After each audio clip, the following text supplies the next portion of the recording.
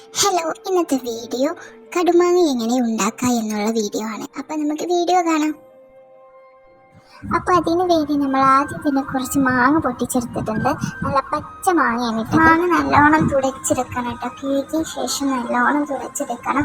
പാത്രത്തിൽ നമ്മൾ ഇട്ട് വെക്കുന്ന ഡപ്പയിലും മാങ്ങമല്ലൊന്നും ഒരു തരും വെള്ളം പോലും പാടില്ല.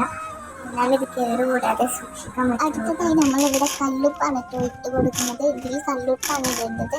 പൊടിപ്പിട്ടാൽ എന്ത് സംഭവിക്കാൻ എനിക്കറിയില്ല, പക്ഷെ എല്ലാവരും ഇതിൽ കല്ലുപ്പ ഇടാക്കുന്നതുകൊണ്ട് കല്ലുപ്പാണ്ട് ഇട്ട് കൊടുക്കും.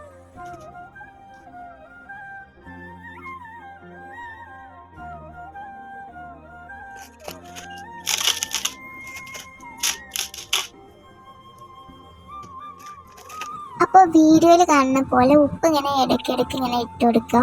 മാങ്ങ വെക്കുന്നതിനനുസരിച്ച് ഉപ്പ് ഇങ്ങനെ വിതറി കൊടുക്കട്ടോ.